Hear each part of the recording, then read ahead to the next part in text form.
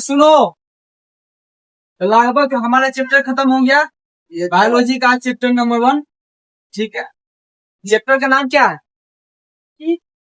Chapter का नाम जीवन की मौलिक इकाई। ठीक है ना, पूरा कंप्लीट हो गया। बताओ, कोशिका का खोज किसने किया सर्वप्रथम? रॉबर्ट हुक ने।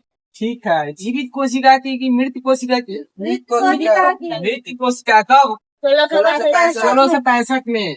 ठीक है, उसके बाद जीवित कोशिका की खोज किसने की? एंटोनी वॉन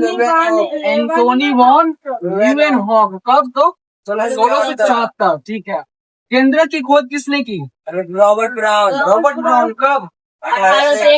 1831 में। उसके बाद कोशिका किसकी मूल इकाई है? संरचना एवं कार्य की। चलो ठीक है, कोशिका का नियंत्रण केंद्र किसे कहते हैं? केंद्रक को। कोशिका का शक्ति गृह किसे कहा जाता है? माइटोकॉन्ड्रिया को। प्रोटीन का निर्माण कहाँ होता है? प्रोटीन का निर्माण कहाँ होता है? राइबोसोम। आत्मघाती थैली किसे कहते हैं? लाइसोसोम को। ठीक है, पौधे की रसोई घर किसे कहा जाता है? हरित लवक को। ठीक है, क्लोरोफिल कहाँ पाया जाता है? हरित लवक में।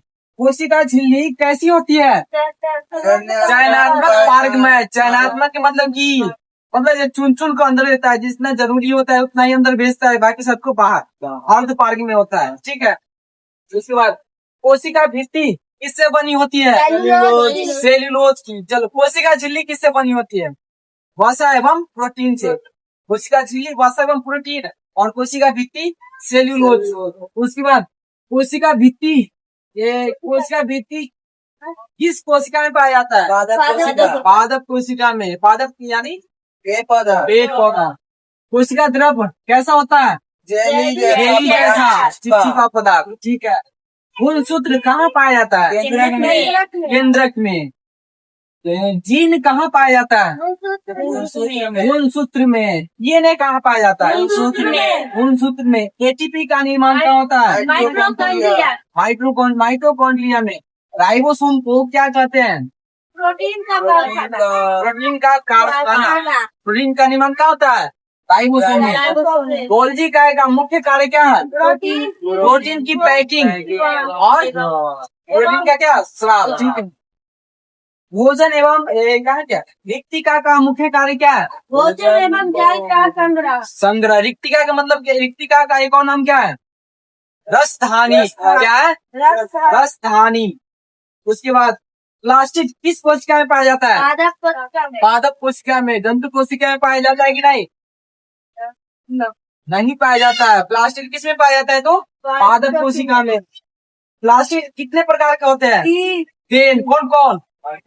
हरित लवक, वर्ण लवक और श्वेत लवक। चलो ठीक है, हरित लवक का काम क्या है?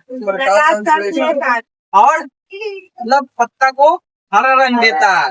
वर्ण लवक का काम क्या है? तो रंग प्रदान करना। चलो ठीक है, उसके बाद प्लास्टिक कितने प्रकार के थे? 3 प्रकार के। ठीक है, और बताओ। चलो ये कंप्लीट हो गया। अच्छा, आप बताओ, सुनो।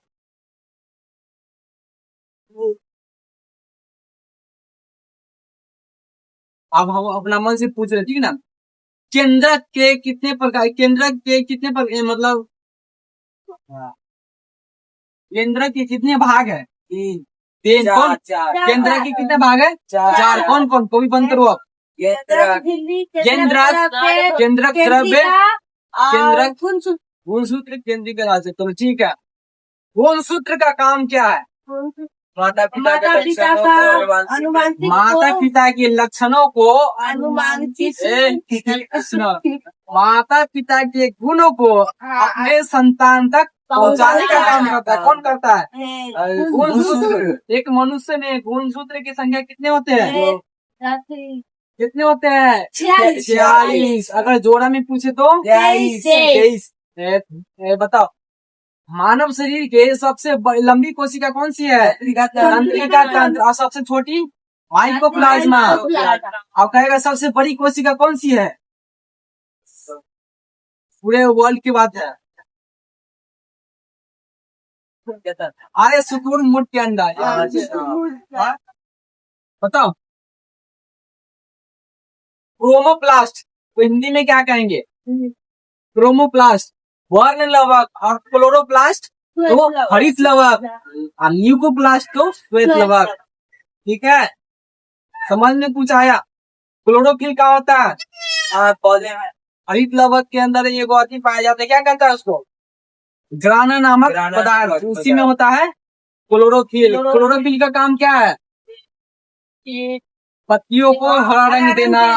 ठीक है, अच्छा हीमोग्लोबिन का काम क्या है? रक्त को लाल रंग प्रदान करना। पता है पेड़ पौधे में हीमोग्लोबिन होता है या नहीं? नहीं होता, नहीं होता है। डीएनए होता है या नहीं? नहीं होता है। पेड़ पौधे में डीएनए नहीं होता है। चलो ठीक है, डीएनए का फुल फॉर्म क्या होता है? Deoxy ribo nucleic acid. ठीक है, अच्छा मतलब एंडोप्लाज्म ये क्या है? अंतःप्रद्रवी जालिका, ठीक है ना? अंतःप्रद्रवी जालिका कितने प्रकार के होते हैं? 2 प्रकार के होते हैं। कौन कौन?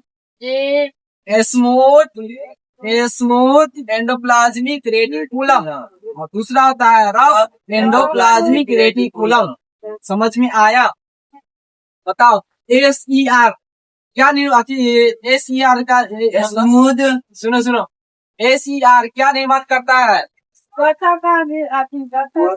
वसा का निर्माण करता है। RER प्रोटीन का निर्माण करता है। प्रोटीन का। बताओ कोशिका के जंतु कोशिका के सबसे बाहरी परत को क्या कहेंगे? जंतु कोशिका के सबसे बाहरी परत को क्या कहेंगे? ये कोशिका भित्ति।